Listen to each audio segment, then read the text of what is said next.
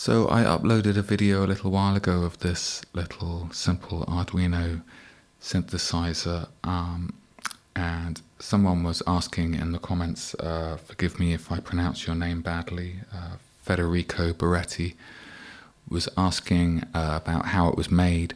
So this is a little video to explain a little bit how this was put together.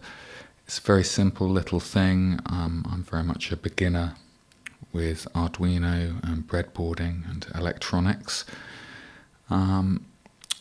This is how it sounds.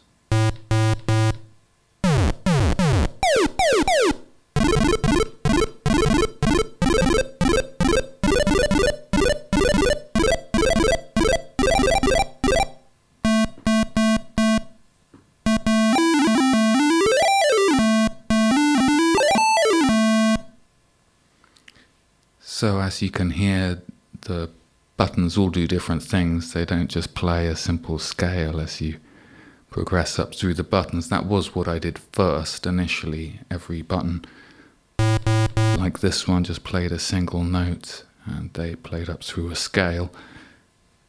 But that wasn't particularly interesting, so I thought it would be more fun to create some different sound effects. And I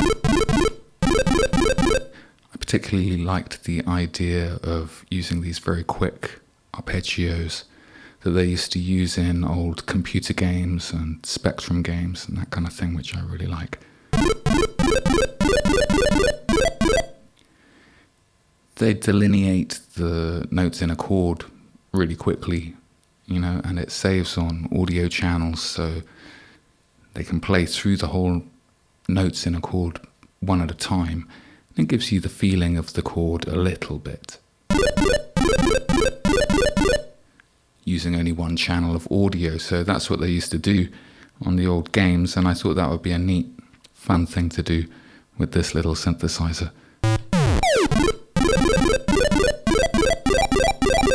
Which is what I did. And then this final button here, I might make a separate video about this one. This is using the echo sensor.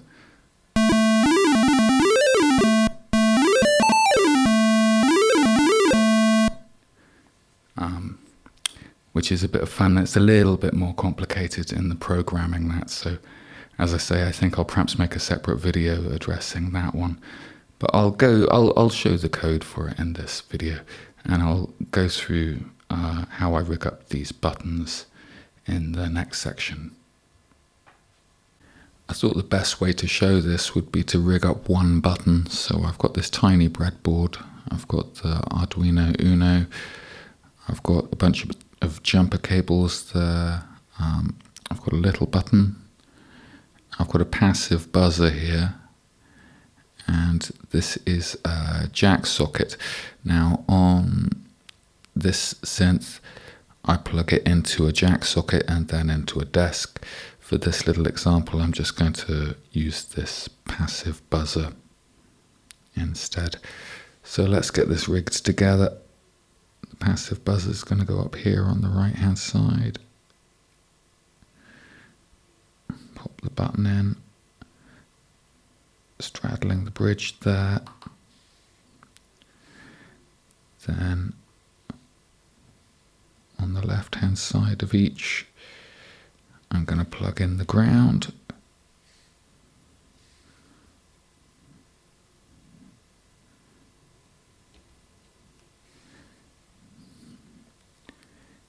And the green is going to go to the button.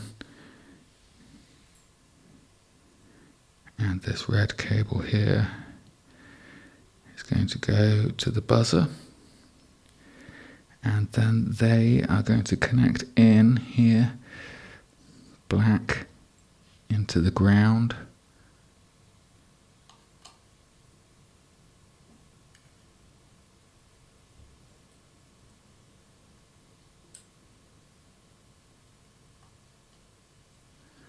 The red is going to go into 13.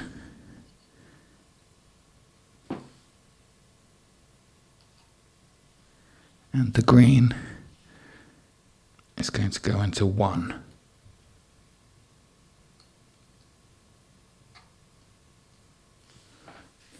Cool. Well, that's it for the build. Let's see if it works. We'll go over to the code and get that programmed in. Okay, so here's the code for the simple one-button synth. We've just got a couple of integers here. Button 1, which is just giving the name to pin 1, and sound out, which is giving a name to pin 13. Then in the setup here, we've got the pin mode. Button 1 is set to input pull up, and pin mode sound out is set to output. That's where the sound is going to come out. And then in the loop here, very simple, we've just got if digital read button 1 equals low.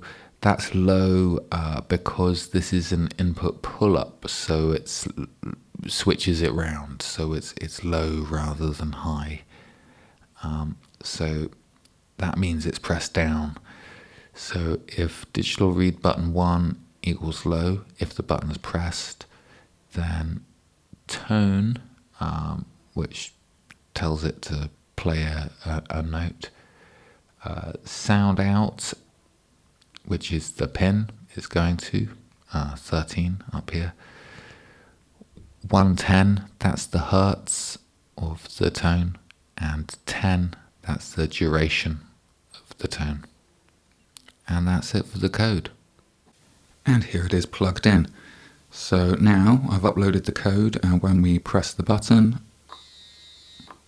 the little buzzer plays a note, which is nice. So this is exactly the same, really, as what this one here does. The difference being that on the larger synth, I've used a jack to plug it into an amp, or a desk in my case. But there it is. It plays a little buzzing note. So let's have a look at the code for this one here and see what all the different buttons do and what the code looks like for those. Okay, here's the code. So this top part here is just a little bit of setup for the echo sensor.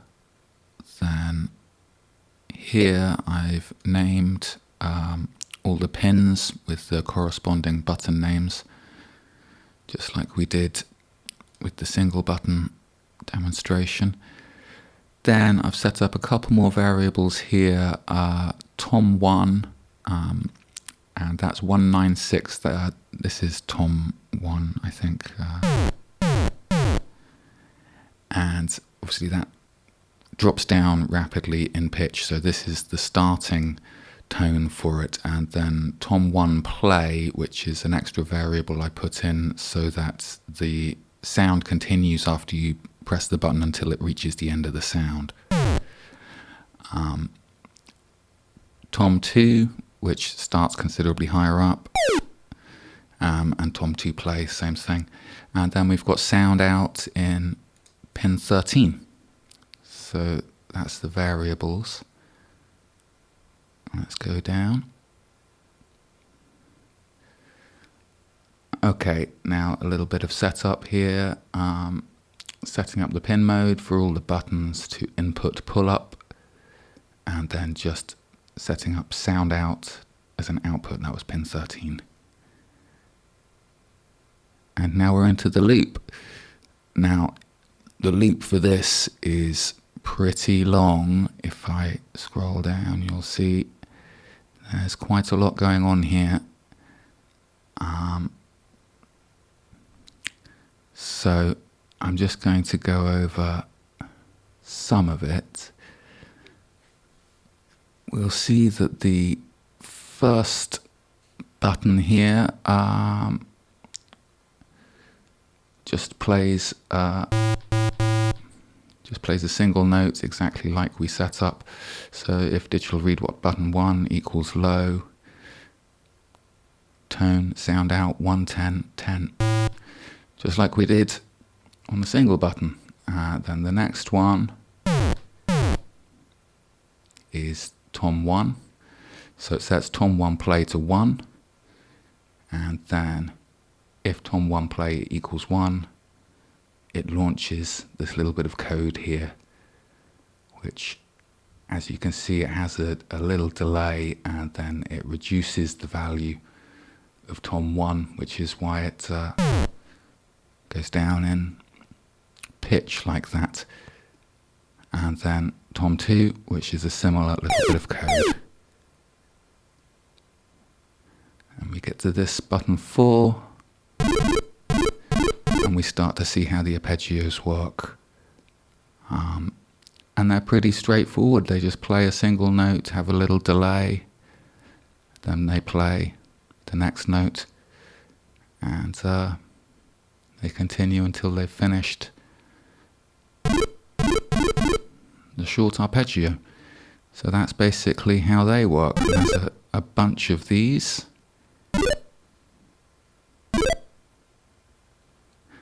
And then at the very end here, we get to the echo synth part. So I'll just very briefly show what's going on here. It's just basically checking the distance, and it's setting a value to the echo note depending on what that distance is. So if I take my hand further away or nearer to the sensor,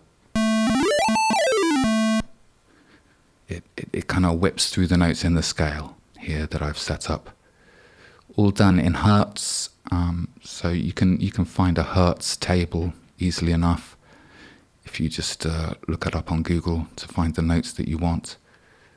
So that's basically it. There's just there's a little bit at the bottom. If I can maybe just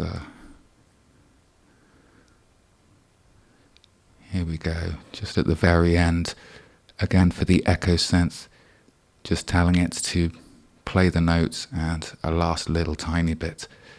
If the distance is too far away, then it just plays 220, which is an A, I think.